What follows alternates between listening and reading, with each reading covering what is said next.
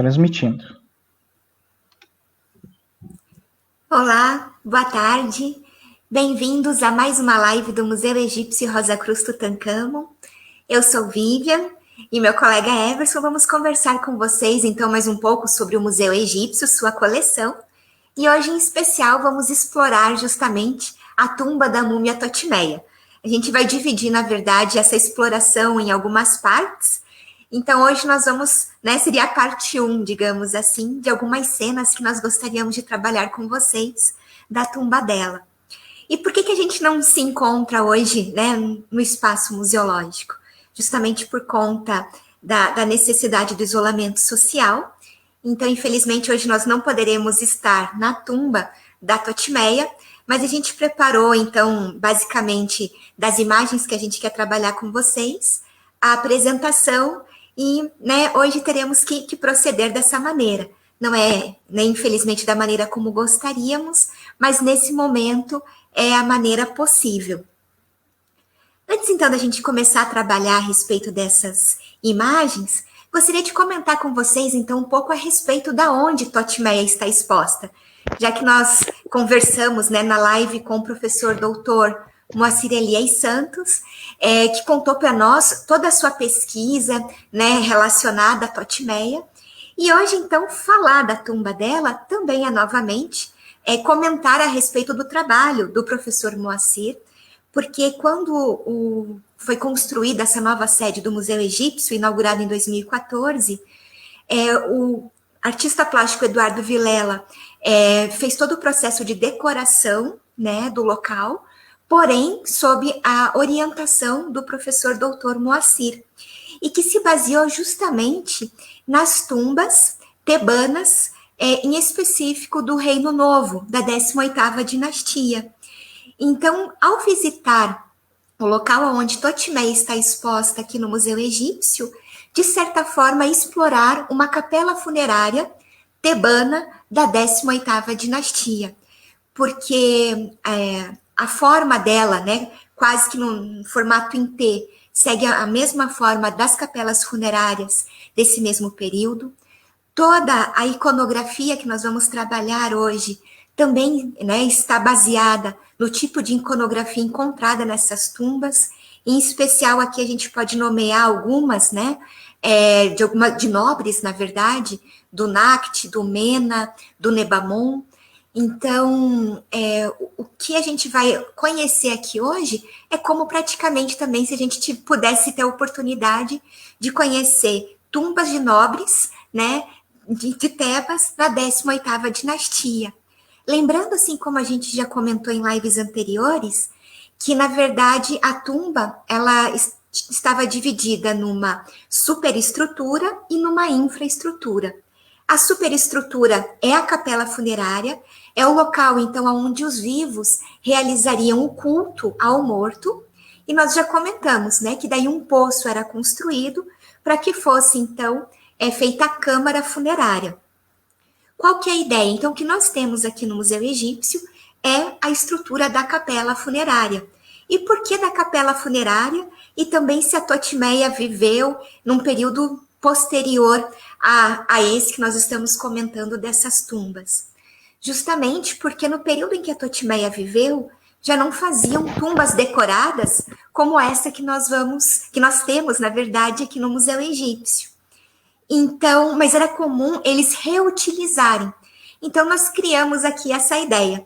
Temos uma capela funerária dividida em duas salas, uma sala com cenas relacionadas principalmente ao cotidiano, na outra sala, onde está Totimeia, com cenas relacionadas mais à questão da vida além túmulo, e como se Totimeia realmente estivesse, então, reutilizando, uma tumba, então, do Reino Novo.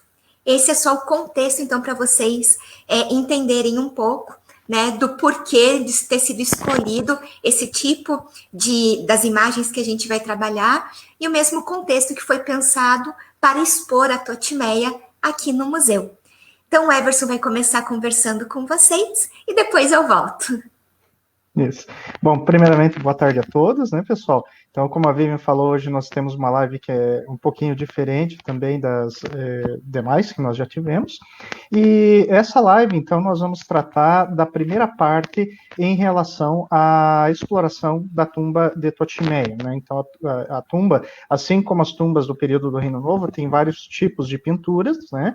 E nós já vimos em diversas lives que essas pinturas, elas têm muito aos livros funerários, né? Então, esses livros a gente já viu muitos deles, que é o livro das portas, das cavernas, o livro dos mortos, né? Principalmente, mas também temos que representam cenas do cotidiano egípcio, né? Cenas que os egípcios realmente queriam que acontecesse, né? Então, lá no outro mundo. Ou seja, após passar por todas aquelas aventuras e perigos, né? Eles teriam essa outra vida nos campos de Osíris, né? Então, nesse mundo relacionado aos deuses, e essa outra vida, ela seria ideal, basicamente como uma cópia, né? Então, como nós já falamos outras lives, uma cópia do Egito dos vivos, mas sendo regido, sendo governado efetivamente pelos deuses, né, então criadores do universo. Né?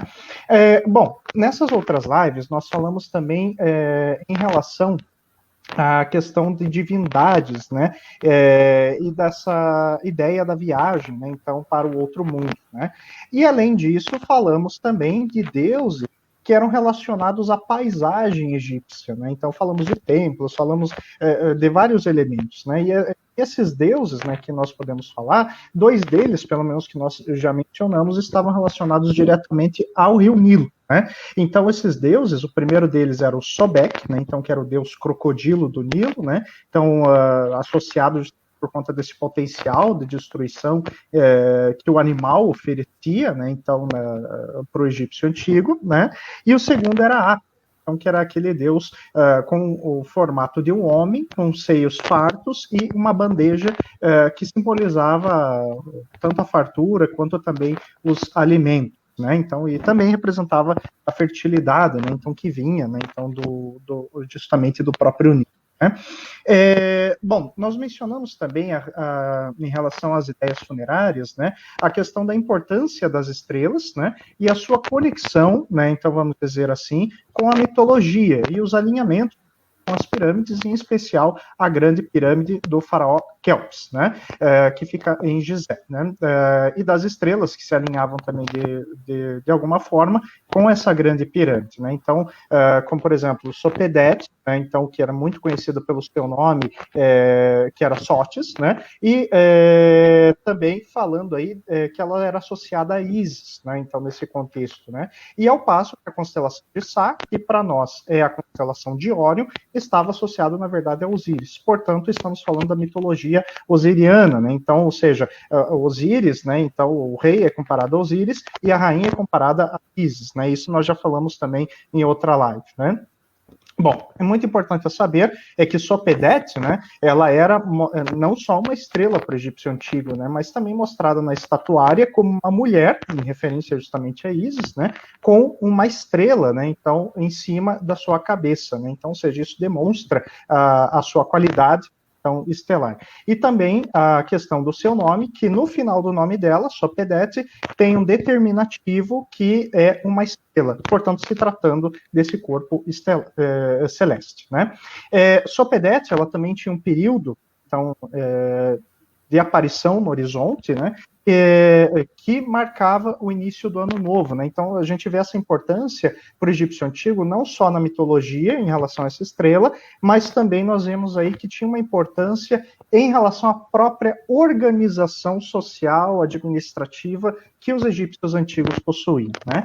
E, bom, esse início do ano novo, ele ocorria para o egípcio antigo justamente quando Sopedete aparecia, né, então, pela primeira vez durante o ano, né, então isso indicava o ano novo egípcio, mas ainda por cima coincidia com a cheia do Nilo, né, então, ou seja, coincidia na mesma data, né, com essa em relação ao surgimento de Sopedete e a essa inundação, né. Bom, vamos trabalhar então com relação aos períodos do calendário, né? Então, e a sua relação com as técnicas de agricultura, né? Então, por quê? Como eu disse para vocês, Sopedete, ela acaba trazendo essa questão do ano novo e a observação, isso a gente já falou em outras lives também, a observação Sudeste, ela dá toda uma questão administrativa para o egípcio antigo. Isso não fugia da agricultura, né? Então você vai ter trabalhos no templo, você vai ter, vamos dizer assim, trabalhos nos palácios, né? E ao mesmo tempo, dentro dessa ideia de trabalho, e realmente de produção, nós vamos ter aí essa questão voltada também para a agricultura, produção de alimentos, né? E vamos falar um pouquinho também como isso se estabelecia em relação à própria tumba, né? Então, ou seja, como que isso, por que isso era colocado realmente ali dentro, né? Bom, então sobre esse controle do tempo, né? Ele tinha como objetivo, na verdade, organizar essa sociedade e trazer, digamos assim, esse padrão, né, que o egípcio sempre buscava. Vamos lembrar que esse padrão, né, essa padronização, pode ser colocada como Maat. Lembra da deusa da justiça, da ordem da verdade. Então, essa ordem que sempre se repete, né? Então, ou seja, são elementos da natureza, ou elementos que devem se repetir ao longo dos anos, e, portanto, Maat estará mantida. Isso significa o quê? No padrão da agricultura, se tivesse um período de colheita que fosse ruim, significava que Maat não estava mantida, né? E isso tanto com relação à inundação, que se fosse muito forte, não possibilitaria, né, então, uma boa agricultura, ou se fosse muito baixa, também não possibilitaria essa mesma agricultura. Mas se fosse ideal, Maat estaria mantido e, portanto, o povo não passaria fome, não teria problemas, né? Everson, Bom, Everson, do microfone, acho que está encostando em alguma coisa, que ele está... Ah, perdão, desculpa, acho que está raspando aqui no zíper aqui da minha jaqueta, né? Vou segurar aqui, tá? Daí fica melhor, tá? Obrigado, né? Bom, então com relação então, a essa questão da agricultura em Maat, ela tem justamente essa questão da ordem, né? Então, por quê? Não é somente plantar. Não, isso é regido pelos deuses. Vamos lembrar que Osíris, né, então, na mitologia, é ele que ensina o egípcio antigo também a plantar.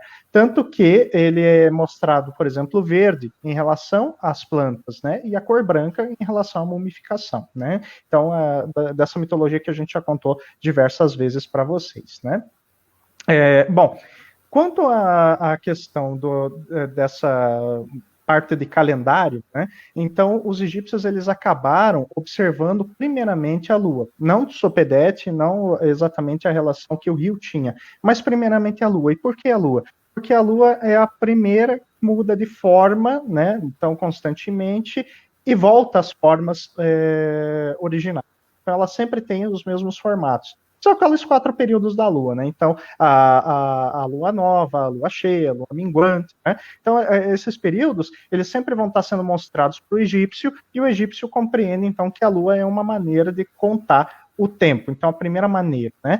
E é claro que logo em seguida ele começa a observar também as estrelas, e esse movimento das estrelas para ele, que sempre se repete com todas as noites, passa a ser configurado uma maneira de contagem do tempo. E nós já vimos que as estrelas, elas têm uma grande importância para a relação da sociedade egípcia, né? E vai ter também uma relação com a agricultura a partir, então, da contagem por sortes, né? Bom, com relação, então, a essa organização através da Lua e das estrelas, né, várias atividades, né, então várias celebrações e festas religiosas passaram, então, a ser delimitadas a partir da observação desses astros noturnos, né? Bom, e o que acontece? A partir disso, nós vamos ter a criação do calendário lunar e do calendário civil, né? Mas, infelizmente, nós não temos uma data inicial para o uso desses calendários, né? E o que vai acontecer?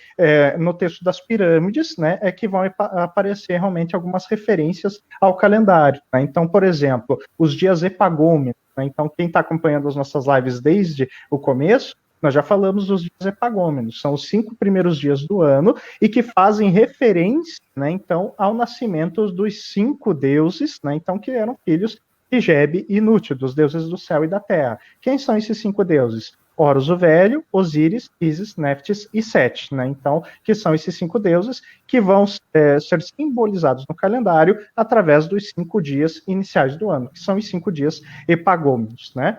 Mas na contagem inicial, né, então, do calendário civil egípcio, né, vamos dizer assim, que acabou sendo elaborado talvez quase ao mesmo tempo que o lunar, o calendário mesmo ele tinha 360 dias, né? E o que acontece? Os egípcios, conhecendo essa movimentação da abóbada celeste, identificaram que 360 dias não era o suficiente, né? E por isso conseguiram adicionar mais esses 5 dias. Na mitologia, nós também já falamos que esses 5 dias são criados lá por Tote, que joga, né? Então, vamos dizer assim, ele joga uma partida de Stenit com o deus Khonsu, e Khonsu perde, né? Khonsu é deus da lua. Então ele perde as partidas e entrega 5 noites como prêmio para Tote. E Tote arranja, então, essas 5 noites onde os 5 deuses são concebidos, né? Então, pelos deuses Geb e Nut, né? Então, essa é a relação, então, que os egípcios tinham com os 5 dias epagômenos, então, que são os 5 dias iniciais do ano, né?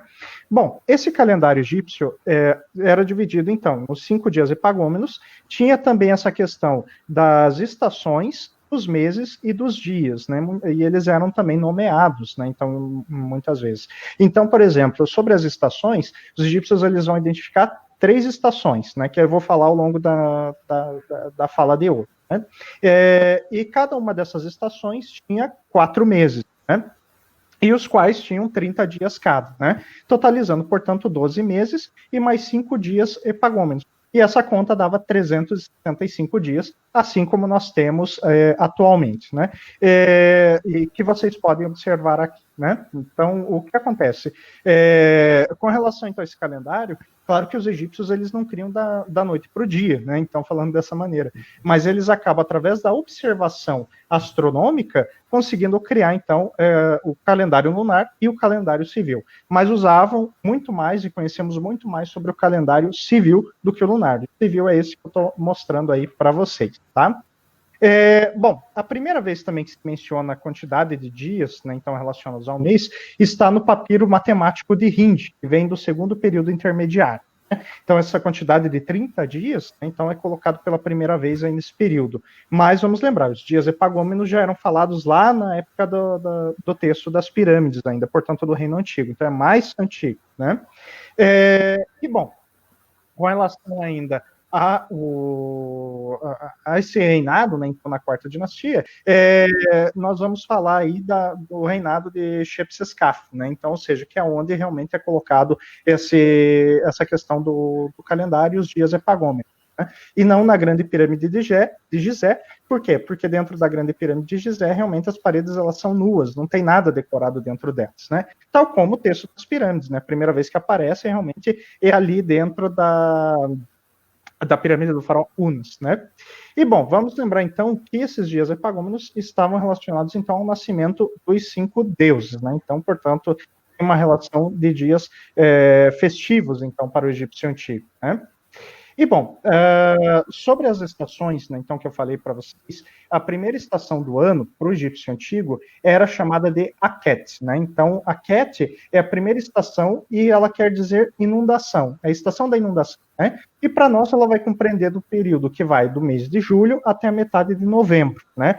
E essa primeira estação, ela é fixada justamente na aparição de Sírios. Então, Sírios aparecia no horizonte e o egípcio contabilizava a ideia, o ano a partir, então, da aparição dessa estrela, né? Então, a estrela Sotis, né? Ou Sírios. Para quem não sabe, a constelação a estrela Sírios, né? Então, para o egípcio que era Sotis, né? Ou Sopedete, é uma constelação, é uma estrela que está na constelação de Cão Maior. Tá? E, bom, por conta dessa regularidade, como eu tinha falado para vocês, do aparecimento dela todos os anos, né, e marcava o início do ano, está relacionado também com o princípio de Maat, a ordem, né, então aquilo que sempre se repete, portanto, acontece porque os deuses criaram e deve se repetir todos os anos. Se não aparecesse, os egípcios, então, veriam, não Maat, mas Sfet ou Set, então, destruindo a ordem cósmica criada pelas divindades. Né? E, bom, sem contar também que, junto com os sírios, né, deveria vir a inundação do Nilo. Né? Então, e essa inundação produzia esse movimento, então, da estação chamada de Aquete, que é a estação da inundação, né? Bom, a inundação do Nilo, né, então essa inundação anual, ela preenchia, então, os bancos, né, do Nilo, ou seja, justamente as margens, né, então, como depósitos de nutrientes, né, então, esses nutrientes, eles eram muito ricos, abundantes, né, e vinham através do lodo que era depositado no solo, né, então, que estava inundado. E permitia, então, a renovação da vegetação no seu entorno, né? E esse evento, ele acabava sendo tão importante que a mitologia acabou sendo conectada a ele. Exemplo, por exemplo, de Osíris, que era daquela coloração verde, né? Então, ou seja, essa questão do renascimento das plantas. E o Deus renascer, né? Então, através também da mumificação, tal como uma planta renasce, né? Então, após a sua morte, a sua seca, né?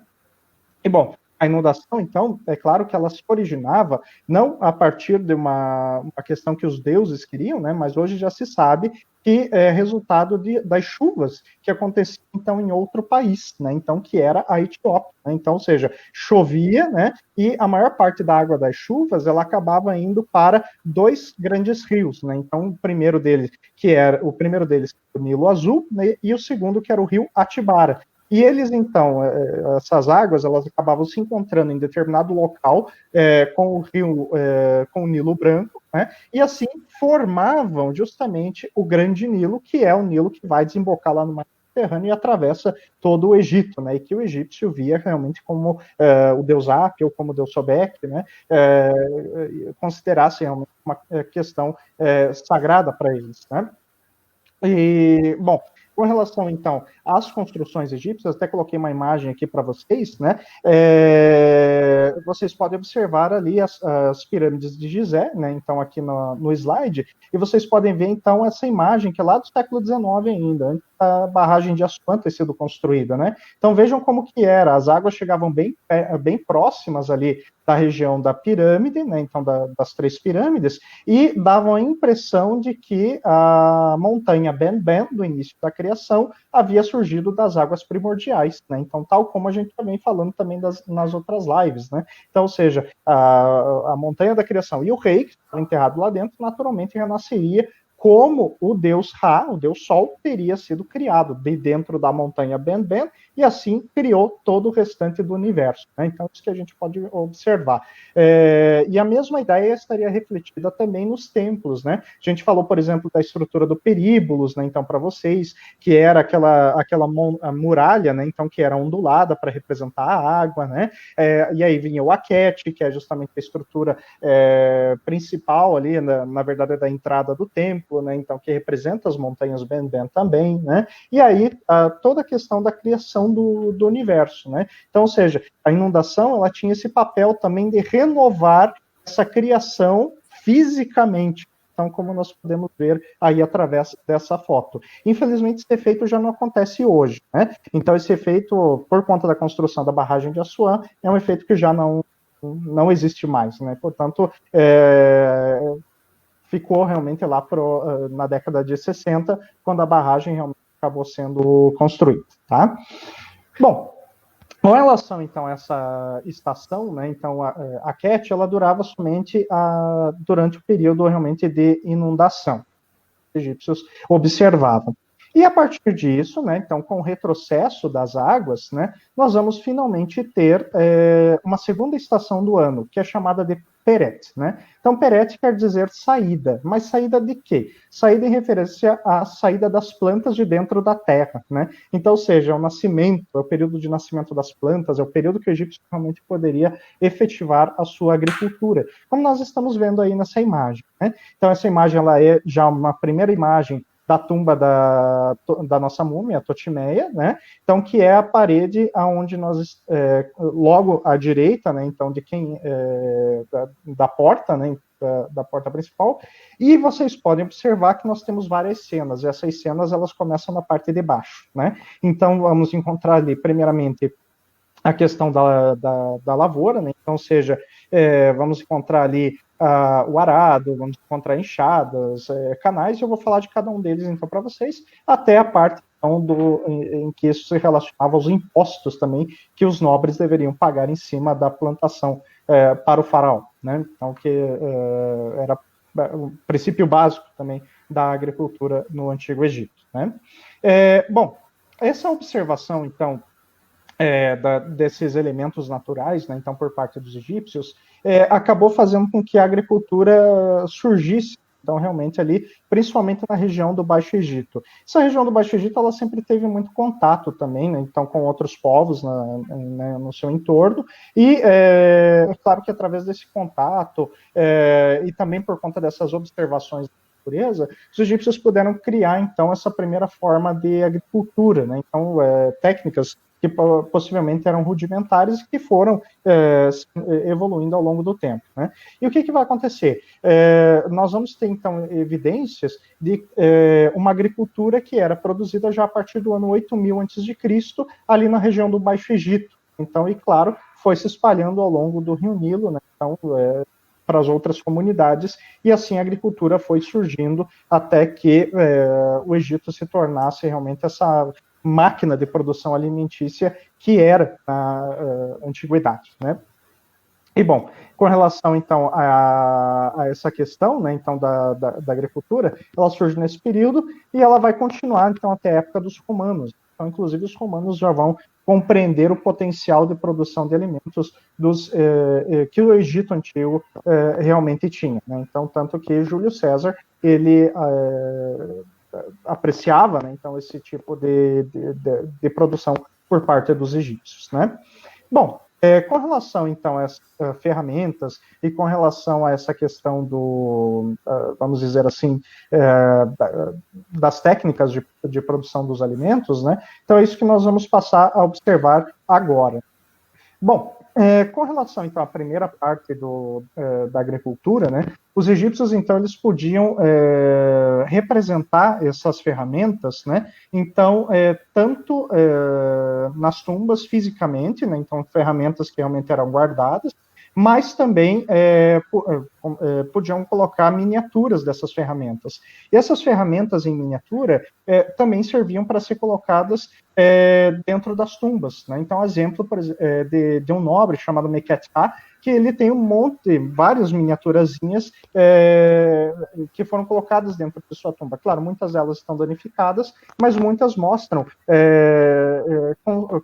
contextos do dia a dia, né? Então, tem ali o mercado, tem a questão do arado, tem questão ali, por exemplo, de brinquedos. Então, são várias miniaturas, né? Então, do dia a dia que o Mekhet-Ha queria ter dentro de sua tumba. E para quê? Para que isso se repetisse lá no outro mundo. A mesma coisa em relação a uma pintura, como é o caso da tumba da Totimeia, onde todas essas coisas vão se repetir para o morto lá no outro mundo. Então, lá nos campos de Osíris, o morto poderá realizar plantações, né, e assim poderá manter a alimentação sendo produzida, né? Nas outras lives nós falamos da importância também do alimento para o morto lá na tumba, né? Então, ou seja, você tem alimentos que são oferecidos e que não podem faltar para essa pessoa, porque senão ela passa fome lá no outro mundo, né? Então, isso não, você deixar a tumba sem o alimento implica em deixar que essa pessoa fique sem ter o que comer também, né? Bom, então nessa primeira cena nós estamos observando realmente a aplicação do arado, né, então que eu queria mostrar para vocês. Primeiro era aplicado, por exemplo, o arado leve, né, e depois o arado pesado, né, então o que vocês estão vendo aí são, na verdade, o arado leve, né, e tinha a função realmente de revirar a terra, né. Após o procedimento, né, vários trabalhadores eles iam munidos de ferramentas que eram inchadas, feitas de madeira, pá de madeira, e mais o cabo, né, então, que era curto, né, justamente para quebrar os torrões de terra, que eram bolos enormes de terra, né. E, em seguida, né, outros trabalhadores iam com os cestos que vocês estão vendo aí, ó, e jogavam dentro dessa terra revirada, né, então jogavam essas sementes aí dentro. E finalmente, né, um outro egípcio ia batendo, né, então, nessa terra, justamente para poder enterrar as sementes, né. Bom, além disso, né, então uma técnica que foi aplicada muito pelos egípcios foi como manter essa terra após o período de inundação, como manter essa terra ainda úmida, né, então, e com água sendo fornecida. Eles inventaram, então, a questão dos canais, né? Então, eles cavavam canais que pegavam a água do Nilo e continuavam irrigando a terra durante o período realmente de plantação, até chegar no período de colheita, né? Então, aí vocês estão vendo a representação de um desses canais. E no caso, por exemplo, onde a terra fosse muito mais alta do que o nível do rio, né, você teria então uma outra ferramenta chamada Shaduf, que eu não coloquei aqui para vocês, não tem na nossa tumba também. Mas, em relação ainda a essa Shaduf, ele é usado até hoje por comunidades ribeirinhas, principalmente na Núbia. Imagine você que é um instrumento que tem um suporte, né, e aí você tem uma haste que é presa nesse suporte, na ponta, então, dessa haste, você vai encontrar, então, uma corda e um vaso, né, então, que era colocado dentro do rio, e aí você puxava a água, então, através dessa ferramenta. Então, depois, se vocês se interessarem, podem procurar na internet, então, Shaduf, né? Então, Shaduf é esse instrumento que é usado até hoje, né? Então, e era usado também lá na época do Egito Antigo, né? E, bom, com relação, então, a esses canais, nós podemos ver que como os egípcios, então, elaboraram essa técnica para manter essa terra realmente irrigada, né? Bom, nós ainda vamos encontrar, por exemplo, que os canais eles eram cuidadosamente planejados, né? Então, uma vez construídos, uma vez tida essa responsabilidade, tida a permissão para construir ele, era o nobre e o trabalhador que tinham a responsabilidade de manter esse canal. E detalhe, esse canal ele não podia servir para atrapalhar outra pessoa, para atrapalhar outra plantação. Então, ele tinha que ser muito bem planejado, né? E, inclusive, isso era aplicado na cerimônia na verdade, na sessão de julgamento da alma do morto, né? Então, ou seja, lá no livro dos mortos, em que a pessoa tem que jurar, né, fazer aquele juramento, os 42 juramentos para Maat, ele tinha que dizer, nos juramentos 33 e 34, que ele não obstruiu nenhum canal e ele não impediu a água de passar por nenhum canal. Então, você veja como era importante para o egípcio antigo ter realmente essa técnica sendo produzida de maneira que fosse realmente eficiente, né? Ao que parece, pelo menos, era bastante eficiente, né? E, bom, após essa questão justamente da plantação, né, nós vamos encontrar finalmente a estação da colheita, que era chamada de Shemu, né, então é a terceira estação do ano, né? Então vamos lembrar que cada uma dessas estações durava 4 meses, então nós já passamos por 8 meses, chegamos então ao 9º mês do ano, né, então, e na terceira estação, né? E, bom, essa estação da colheita, né, ela permitia então que os egípcios tivessem uma dieta, vamos dizer assim, bastante vegetariana, né? Então, claro, existia carne, existia peixe, existiam aves, que eram consumidas, com certeza, né? Mas boa parte dessa carne, né? Então, principalmente carne de ovelha ou carne bovina, era destinada para a nobreza, e não tanto para os nobres, né? Apesar que eles também, aliás, não tanto para os trabalhadores, apesar de que eles também podiam se alimentar desse tipo de insumo, né? E, bom, com relação, então, a essa questão de alimentação da carne, eles mantinham também porque não existia um tipo de conservação ou refrigeração para esse tipo de alimento. Então, tinha que ser consumido na hora, né? E, portanto, tornava muito dispendioso, então, você ter, né, então, todos os dias a carne sendo servida dentro aí da sua casa, dentro da mesa. Então, por isso que o vegetal e o cereal, ele era muito mais fácil, então, para que você pudesse manter a população realmente alimentada, né? Bom, com relação ainda ao peixe, né? O peixe ele era muito abundante, né? Mas olha só que interessante, o peixe ele não era, vamos dizer assim, ofertado para a nobreza e para os sacerdotes. Eles consideravam impuro. Então, por quê? Por causa da mitologia, né?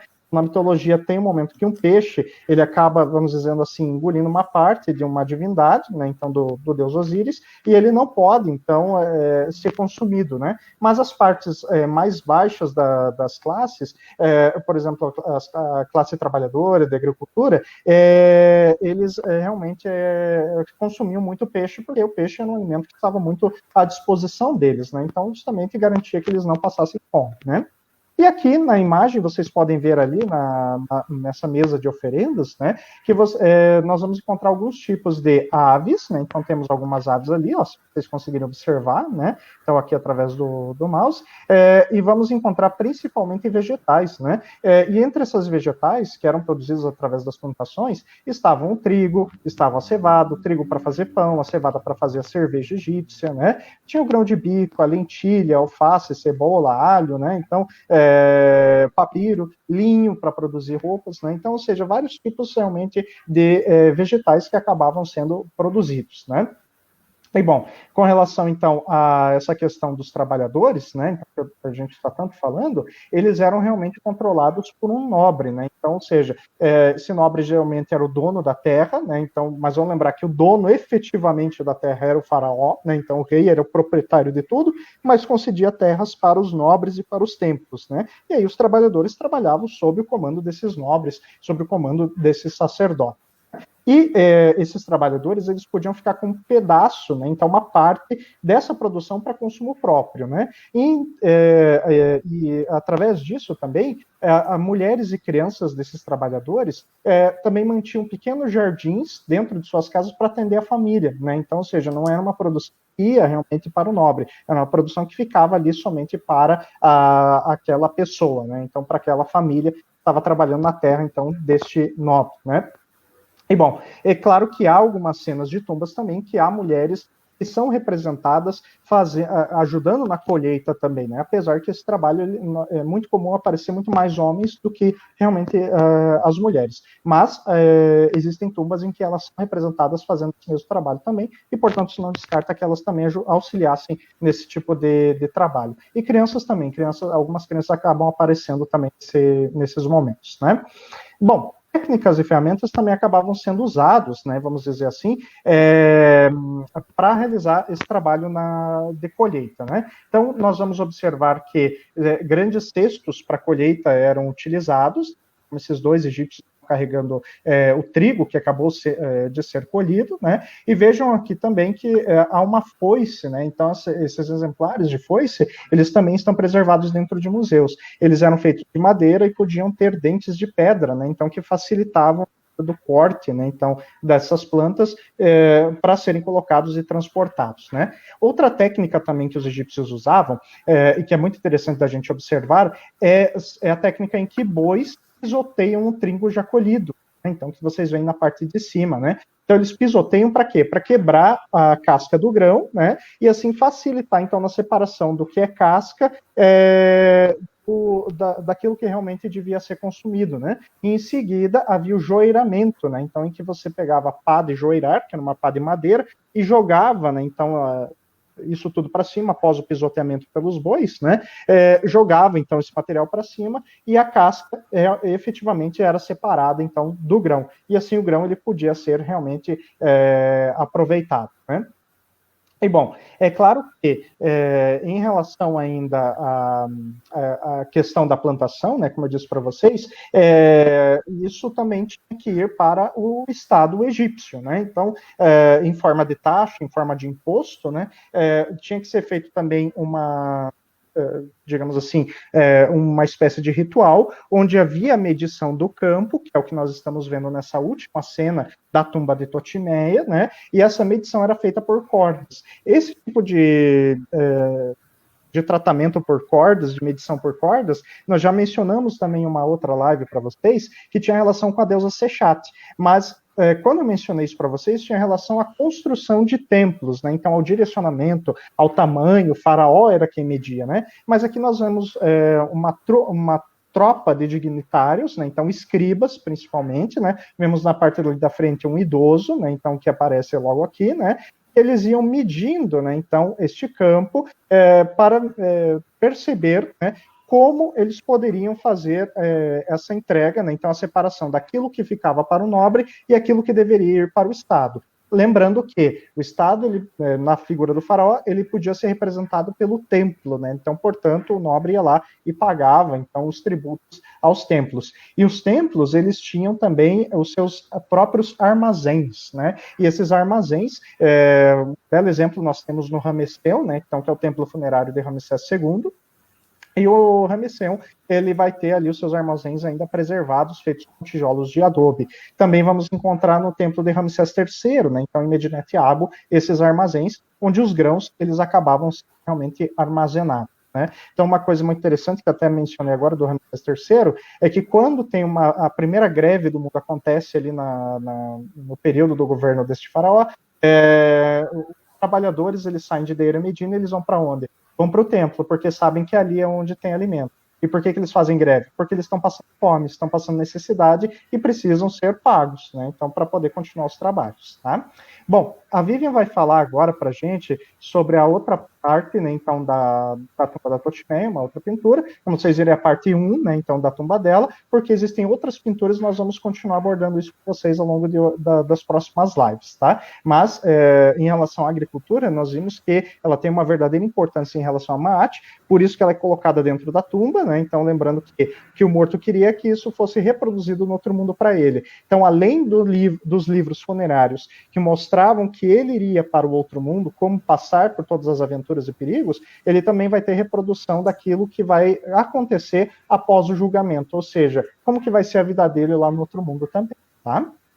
Então, Vivian, vou passar para você agora, tá?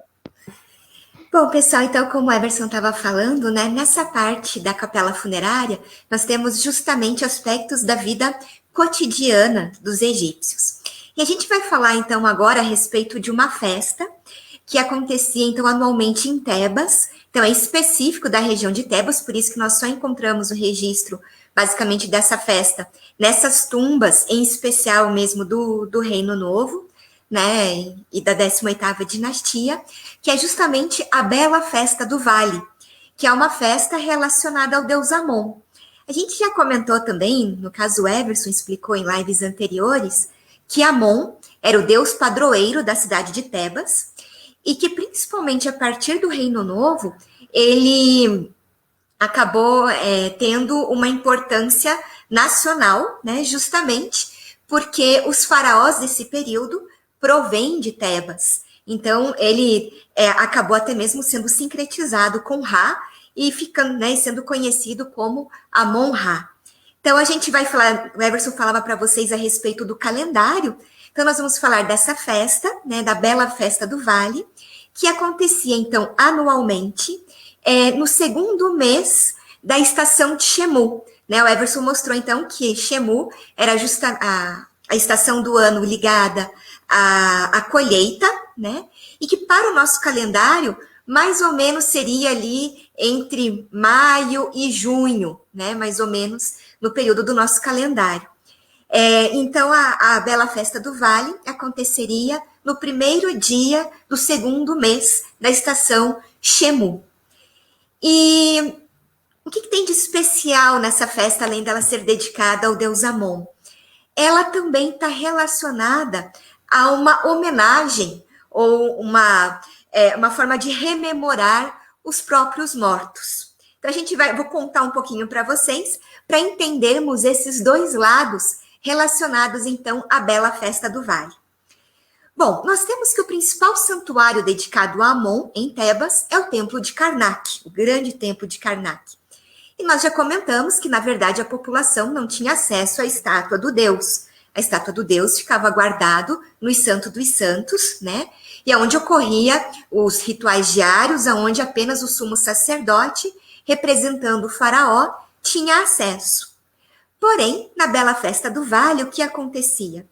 A estátua de Amon era retirada do templo de Karnak, colocada num relicário e depois numa barca, né?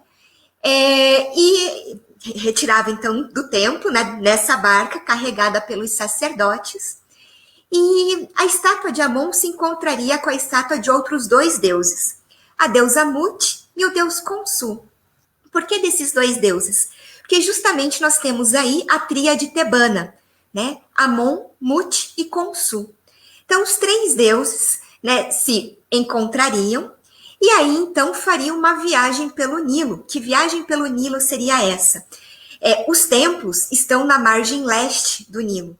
E eles, então, fariam uma peregrinação para o lado oeste, para a margem oeste do rio Nilo.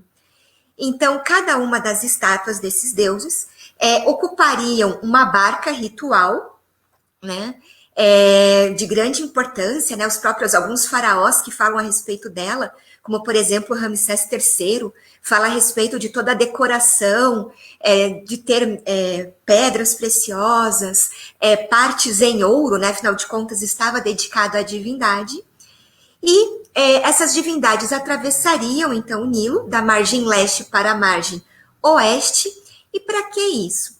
Para visitar os templos funerários dos faraós, né? Então, os templos de milhões de anos dos reis. Era esse o objetivo. Se nós pensarmos, nós já comentamos que as tumbas, elas também eram construídas do lado oeste. Por que do lado oeste? Porque é justamente aquela ideia onde o sol se põe, aonde ele entra, né, na região inferior, e ali então também seria o caminho que os mortos também seguiriam. Então é desse lado, nessa margem oeste do Nilo, que ficavam organizadas as tumbas e também os templos funerários reais. Quem começou essa festa, na verdade, foi ainda no Reino Médio, no governo do faraó Montuhotep II, que construiu seu templo funerário em Der el-Bahari. E depois, nós temos também, já no Reino Novo, a rainha Hatshepsut, que ela construiu também o seu templo na mesma região, na região de Der el-Bahari. Então, a ideia seria qual?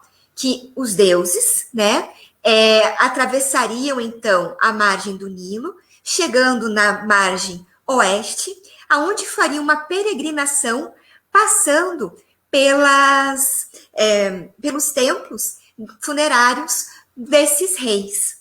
E o mais especial também dessa festa é que a procissão, ela era liderada pelo faraó. Então, não só você tem a presença divina, mas como você também tem que toda a procissão, ela vai ser liderada, né, pelo rei. E a ideia é que conforme o próprio Deus visitasse esses templos funerários, muitas vezes as próprias imagens de reis anteriores também poderiam ser carregados juntos. É como se ele tivesse novamente trazendo renascimento e domínio e poder para esses reis, né? Então a gente tem essa questão dessa procissão e que conforme passava por esses templos funerários, ou também conhecidos como os templos de milhões de anos dos reis, também passava pelas próprias tumbas de nobres, né, que ficavam nessa região. Então nós temos, né, basicamente, também uma espécie de uma festa dos mortos, porque, né, se estendia também esse benefício pela passagem divina pela região, também as tumbas que estavam ali organizadas. E o especial é que nessa festa participava a população, né? Então, geralmente a população esperava chegar à Barca do Deus, na margem oeste, né? Todos bem vestidos, levando alimentos, flores, né, buquês de flores para as divindades, né, para receber justamente a divindade e acompanhar a própria peregrinação. E como, de certa forma, a gente também está comentando que se o Deus está passando para reviver esses reis que já não governavam mais, mas, de certa forma, para relembrar essa própria memória desses reis, os próprios egípcios também muitas vezes levavam estátuas dos seus familiares mortos, que muitas vezes eram retiradas do próprio local de culto da capela funerária, também para que os mortos participassem da própria procissão, participassem, então, da celebração, né? Então, nós temos que essa seria a primeira parte, e ainda, claro, as barcas, elas eram levadas até o templo do faraó reinante, né? Então, ou seja, aquele faraó que estava conduzindo a procissão. Então, digamos assim, o Deus, né, passaria a noite justamente no templo do faraó reinante. E, novamente, dessa forma, trazendo domínio, trazendo poder e também reavivando a própria figura, né, do rei que governava o Egito naquele momento. E qual que é a importância disso para a população que participava da Bela Festa do Vale? É que também essa festa ela vai se estender às próprias capelas funerárias dos mortos das suas famílias. Então, não só a estátua dos falecidos era levados para se acompanhar a própria procissão, mas como também a Bela Festa do Vale seria um momento de comunhão entre os mortos e os vivos, né? Então, na verdade, a ideia seria que os mortos viriam participar da Bela Festa do Vale. E haveria, então, uma comunhão dentro da capela funerária entre mortos e vivos. E aí, essa festa, ela é justamente encontrada em tumbas de nobres desse período que a gente já comentou com vocês. E é por isso que a gente encontra registros dessa festa na tumba da Totimeia. Então, nessa imagem que a gente está observando, a ideia é que os proprietários dessa tumba seria justamente esse casal. O casal que a gente está observando em tamanho maior aqui na imagem, né?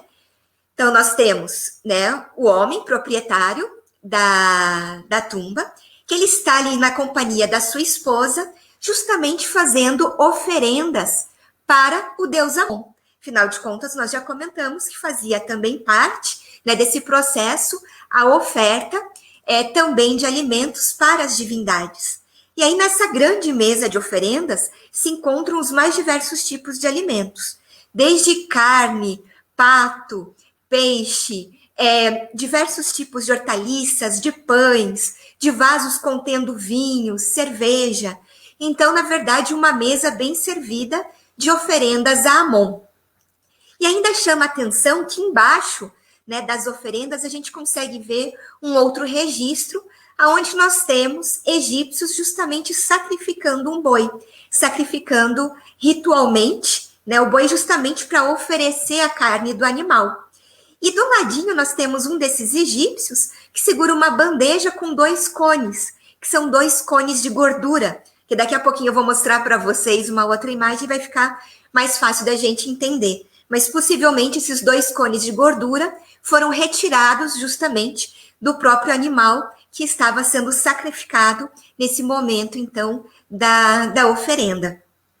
Vocês podem ver que a esposa, então, do proprietário da tumba, a gente pode observar na roupa, né, daquilo que ela está portando, que é justamente, ela tem um menate na sua mão, pedi para o Everson mostrar para vocês, o menate que era um colar, então, utilizado geralmente pelas musicistas e dedicado à deusa Hathor, né, que é uma espécie de chocalho, e na outra mão nós temos que ela segura um sistro, de novo um outro instrumento musical associado ao culto da deusa Hathor. Isso nos faz pensar, então, que a esposa do proprietário da tumba, ela possivelmente era uma cantora, né, e pode ser também, quem sabe, associada justamente uma cantora relacionada a Hathor. Então, a gente consegue, até a partir desses 2 símbolos, associar a função dela. E atrás, vocês podem ver que nós temos carregadores de oferendas, ou seja, seriam aqueles que estariam, então, equipando essa mesa de oferendas dedicada justamente, que os mortos estariam oferecendo a Amon.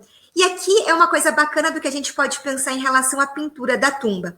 A gente tanto pode interpretar que que os mortos estão oferecendo a Amon como se isso estivesse acontecendo no outro mundo, mas também como eles participando da Bela Festa do Vale e ofertando os próprios alimentos ao Deus. Então você tem aí tanto algo da vida, né, e que também acontecia no além-túmulo. Entre essas oferendas que nós temos, esses carregadores ali presentes, nós temos no registro de cima, então, buquês de flores, né? As flores vão estar muito presentes na Bela Festa do Vale, também na tumba, e elas estão relacionadas ao rejuvenescimento, ao renascimento. Vejam também que, além de expressar algo do que era do próprio cotidiano, de novo, nós sempre vamos ter essa questão simbólica egípcia relacionada ao renascimento no além, a garantir essa vida além-túmulo, né? Então, nós temos que as flores representam isso. Então, tanto no primeiro registro quanto no registro do centro, onde nós temos aquelas 3 servas, elas estão também carregando flores, né? Nós temos as primeiras delas ali também carregando os cistros. E embaixo, novamente, né, no terceiro registro, a gente tem também, né, servos carregando plantas, alimentos e até mesmo animais, né, que seriam, então, ofertados ao Deus. Agora, eu vou pedir, então, para o Everson colocar a próxima imagem, por favor. E aí, aqui sim, nós temos o banquete funerário, né? Que seria esse segundo momento da bela festa do vale. Então, ou seja, aonde os convidados, né, estariam na capela funerária do falecido, ou dos falecidos, justamente para esse momento de congregar, né, da relação entre vivos e mortos. E aqui a gente pode observar, de novo, aquela mesma ideia que eu comentei com vocês ali na imagem anterior. Nós temos aqui o casal representado em 2 registros. Eles estão tanto recebendo oferendas, quanto também participando, né, do próprio momento, né, do jantar ali, do funerário, né, que acontecia dentro da sua tumba. Você pode colocar outra que a gente vê em detalhe, fazendo favor? Então, nesse primeiro registro, nós temos esse que aparece à frente do casal, seria o filho mais velho. A função do filho mais velho, quando ele é representado, é justamente que ele é o responsável pelos ritos funerários, principalmente ao pai, à mãe, né? É o filho mais velho que ficava, então, com essa responsabilidade. Então, se nós olhássemos apenas esse registro, é o que nós temos. O filho, que segura um buquê de flores na mão, tem à sua frente justamente uma bela mesa de oferendas, né? Ofertando aos seus pais. A ideia, de novo, de que os alimentos não faltassem ao cá do morto, ou ali no caso do casal falecido, né? Então, está a imagem ali presente, você tem que realmente, então, isso estava garantido na vida, né, além túmulo. Porém, é claro que isso faz parte daquela cena maior que nós comentamos, que é justamente a festa que acontecia. Uma questão importante da gente pensar a respeito do banquete funerário é que acreditava-se o quê? Que era através dos cheiros dos alimentos e também dos perfumes, dos sons, por isso que a música é muito importante, que já já a gente vai ver, e também da bebida, do consumo de bebida alcoólica, que isso fazia com que os mortos viessem, né? E também, é claro, que os vivos, né, estivessem, digamos assim, próximos, ou numa condição, né, principalmente através da ingestão da bebida alcoólica, numa condição de estar próximo justamente também, né, dos mortos, né, dos seus familiares mortos, na verdade. Essa que seria a ideia. Então, muitas vezes, nessas cenas, a gente não os percebe tanto se alimentando, assim como a gente vai ver os convidados, mas principalmente a partir da ingestão de vinho e cerveja, justamente por conta dessa condição. E por que o egípcio também acreditava que isso era possível? Porque a capela funerária, ela mesma já funcionava como uma espécie de um limiar entre o mundo dos vivos e o mundo dos mortos. Então, é claro que seria totalmente compatível, né, com que, naquele momento, nessa festa, no momento em que o Deus visita os templos funerários dos faraós e também passa pelas próprias tumbas, né, desses nobres egípcios, também seria possível que os mortos ali viessem para confraternizar com os vivos. E, de certa forma, era uma maneira dos próprios vivos manterem a memória dos mortos viva, né? Então, aí a gente também consegue, sim, de novo, reproduzir essa questão da permanência, da existência dos próprios indivíduos. O próximo, Everson, por favor. Então, como eu falei para vocês, a música é uma questão muito importante, né? Afinal de contas, é uma festa, né?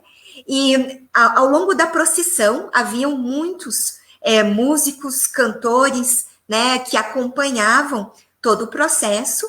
Poderia acontecer desses músicos e cantores visitarem também essas capelas funerárias no momento do banquete funerário, justamente para animar, né, o próprio banquete, ou muitas vezes poderia ser contratado, né, pelos familiares que estavam organizando o evento né, na própria capela funerária. Então, nós temos ali, né, no primeiro registro, nós temos um arpista, muito comum, geralmente, o arpista sendo representado. Temos um outro egípcio com o oboé, né? Aqui nós não temos outros músicos representados, mas muitas vezes era comum também os homens sendo representados batendo palmas, né? Justamente porque eles estariam também marcando o próprio ritmo, né, da dança, da música que estava sendo encenada. Então, percebam que tudo isso faz parte, né? Você tem o alimento, você tem a bebida, você tem a música, né? Tudo que realmente pudesse atrair a presença dos falecidos nesse momento de confraternização. E no segundo registro, a gente continua ali diversas musicistas, né? Também tocando ali diversos instrumentos, né? Então, a gente tem de novo a harpa, vamos ter a flauta, né? Também de dois canos, né? Então, ali seria o conjunto, digamos assim, de musicistas que estavam atuando nesse banquete funerário, que faz parte da Bela Festa do Vale, que estaria ocorrendo na capela funerária desse casal. E no outro registro, pode passar, Everson, por favor? Nós temos, é claro, os convidados, né? Então, de novo, nós temos primeiro o casal. Na frente do casal, nós temos as duas filhas deles. E que elas estão oferecendo aos pais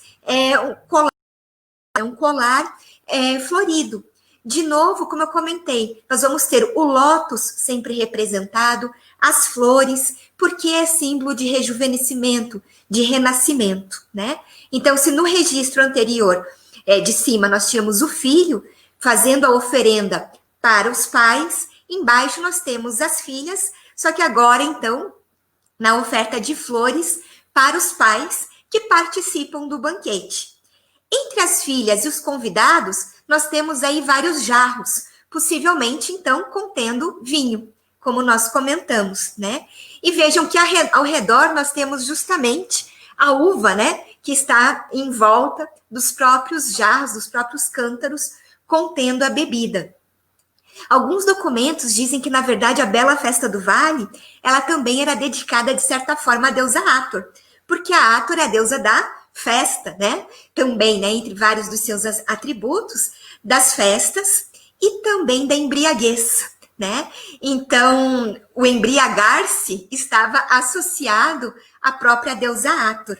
E aí a gente tem, nesse momento dessa confraternização, também que a embriaguez, nesse momento, ela é um estado que, como eu comentei com vocês, proporcionaria esse contato com os mortos. Então, é por isso que nós também temos esses jarros ali representados. E aí, nessa continuação desse registro, geralmente nas cenas, né, de tumbas desse período que representam o banquete funerário, nós temos os homens separados justamente das mulheres, né? Então, ambos participam, mas estão muitas vezes representados e separados. E vocês podem ver que nós temos daí servas que estão ali atuando, né, servindo aos convidados da festa, né? Então, tanto junto aos homens, quanto também junto às mulheres, você tem essas mulheres que estão ali também como uma expressão egípcia, que é ajudando o egípcio a passar um dia feliz, né? Que era essa também a intenção da Bela Festa do Vale. Então, vocês veem, eles estão principalmente essa ideia, o que elas estão fazendo? Oferecendo também óleos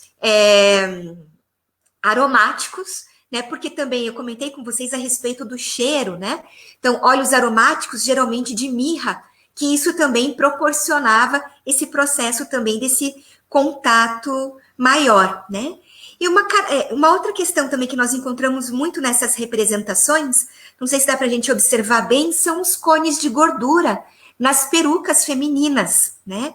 Então, vocês podem ver, tanto as convidadas estão utilizando, as filhas do casal, a própria proprietária da tumba, né? E esses cones, então, de gordura também estavam associadas ao perfume. Então, né, a gente até hoje não se sabe ao certo como é que esse uso realmente ocorria, né? O fato é que realmente a gente observa em muitas iconografias a representação dessas mulheres utilizando essa coroa de flores, ou às vezes um lótus, né? E sobre, então, a peruca, esse cone de gordura perfumada, que é o que a gente também tem ali, e que, de novo, também está associado à própria ideia da Bela Festa do Vale, né? Então, essa festa que, vejam, no calendário egípcio, acontecia por volta do 10º mês do ano deles. O Everson comentou com vocês, né, que o ano, então, para eles, iniciaria em julho, né, a partir do momento em que a estrela Sotes surgisse, né, ou que um novo momento das cheias, né, começasse. E aqui a gente tem justamente essa festa acontecendo no momento em que os trabalhos no campo também estão cessando, né? E essa festa, ela é uma confraternização, então, com os mortos. Então, a gente tem nessa cena, né, nessas duas cenas que nós vimos, tanto algo que realmente acontecia, da qual os egípcios participavam, mas que também os mortos também esperavam que isso acontecesse, continuasse acontecendo no outro mundo. E a importância dela acontecer justamente na capela é manter essa memória dos mortos, né? Essa homenagem aos falecidos, aos familiares. Então, também você tem essa conotação. Everson, a gente tem alguma pergunta? Teu microfone não está saindo. Desculpa, coloquei agora o microfone aqui, tinha esquecido. Bom, na verdade, a questão é da Marina, né? Então, nossa visitante virtual, ela pergunta quais as dimensões da tumba de Totimeia. Né? Bom, na realidade, sim, Marina, a tumba de Totimeia, eu estava tentando lembrar agora de cabeça, né? Só a câmara dela, se eu não me engano, deve ter uns 4 metros por uns 5 ou 6 metros, né? A gente ainda acabou não tirando medida, né? Então, só da câmara, né? Então, mas, se eu não me engano, é mais ou menos isso. E da antecâmara, ela já é um pouquinho maior, deve ter ali também seus 4, 5 metros por 7, 8 metros também, algo assim, né? Mas de cabeça agora não, a gente pode tirar daí e mandar para você depois, tá bom? E a outra pergunta também é dela, né? Então, é sobre quantos dias durava a festa do Vale. Tem algum registro sobre isso? Bom, das leituras que eu fiz, não aparece que, né, uma quantidade de dias específicos. Mas né, começava de manhã, o deus passava a noite no próprio templo do rei, e assim como a própria família dormia na capela funerária. A família, né, passava a noite na capela funerária dos falecidos da tumba. Então, com certeza, de um dia para o outro, isso a gente pode afirmar.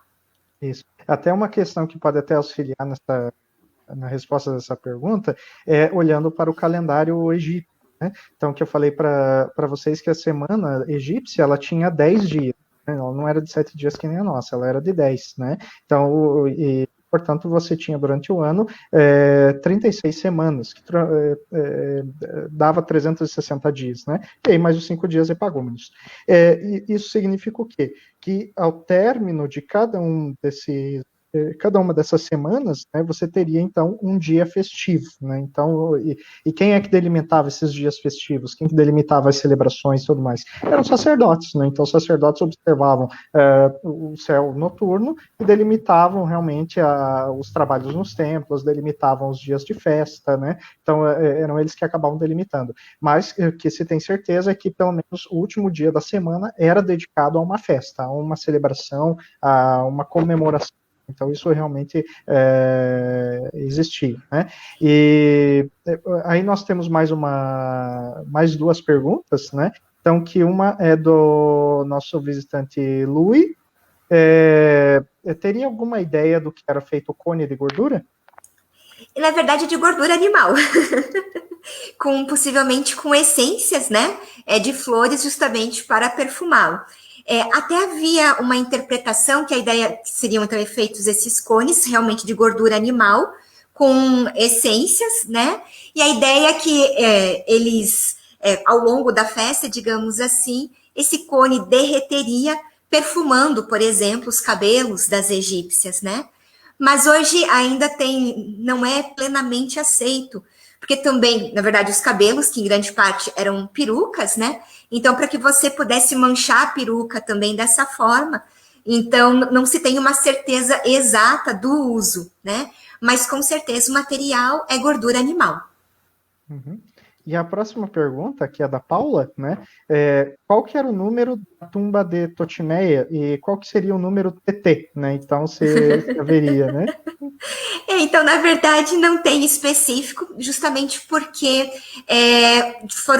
foram utilizadas as referências de algumas tumbas para a organização da tumba da Totimeia, né? Então, essas tumbas, elas ficam todas na mesma região, né? Que é justamente a região de onde estão as tumbas de nobres, né? Agora, eu não vou lembrar certinho o nome do local, alguma coisa com curna no final, você lembra, Everson? Sheikh Abdel Curne. Isso, obrigada. Né? Que é a região, então, onde estão essas tumbas, mas que a gente tem referência, basicamente, da do Nacht, da do Nebamun e também da tumba de Mena. Uhum. Bom, na verdade, são essas as perguntas, Vivian. Tá, joia. Então, a gente agradece muito, né, a presença de todos conosco hoje. Nós vamos continuar com as nossas lives às sextas-feiras, mesmo que semana que vem ainda seja necessário que façamos ainda um pouco à distância, até que possamos retornar ao espaço museológico, né? E deixamos também o convite para quem não nos segue ainda no Instagram do museu e também aqui no Facebook. E agradeço muito a participação de todos e desejo um bom final de semana. Muito obrigada. Isso, muito obrigado.